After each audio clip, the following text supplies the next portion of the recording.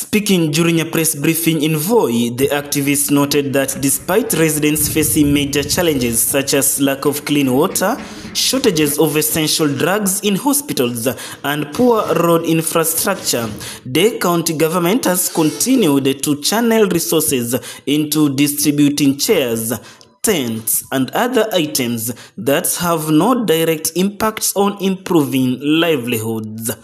Wale ule wakati wanakuja kuchukua maoni ya wananchi, viongozi wetu, MCAs na wale ambao wanatumwa, wanachukuaga hiyo advantage kwa sababu wanaelewa wale watu hawajui nini kinafanyika. Ndio unapata viti, mara tent, mara masufuria. Na hivyo vitu ukiangalia haviko kwa CIDP. Hata kama CIDP inazungumzia mambo ya empowerment.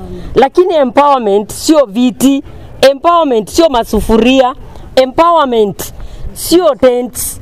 Empowerment mwezeshe mtu ni kama kumpa ndoana aende kushika samaki yake mwenyewe. Lakini sasa unatuletea viti, vitakodeshwa lini? Mwatuletea matenti, yatakodeshwa lini? Matenti yakodeshwa kila siku. According to the activists, these items, which are often handed over to community groups, do not empower residents economically or address their pressing needs.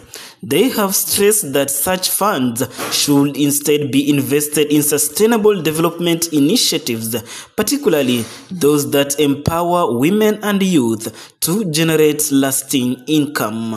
Jukumu kubwa liko kwa county government wao wenyewe kuhakikisha kuwa jamii inaelewa the whole cycle ya budget, na wao wenyewe wanawashauri kwanza ndio waulize maoni yao. Alafu pia kuna kitu kinaitwa directed development. Wasituambie jamii ilisema tunataka sufuria ndio maana tumenunua sufuria. Mnafahamu, mnaenda kwa jamii mnasema kulingana na ile pesa tuko nayo tumepatia kipaumbele health, tumepatia kipaumbele maji, tumepatia kipaumbele hii. Maoni yenu ni gani? Wakisema sufuria, tuulizane sufuria kweli zitatusaidia jamii nzima, wadi nzima itasaidika na sufuria kweli? Alafu kutoka hapo naamini jamii wao wenyewe wako na suluhisho, kuna suluhisho ya masuala mengi. They give, the community always gives zile project ambazo wanaona zitawasaidia. Lakini ikifika mahali hapa katikati zinatolewa, tunaona zingine ambazo hazitusaidii ndio zimewekwa pale. Bus park inajengwa highway. Inasemekana inakuwa fenced na over 1 million shillings.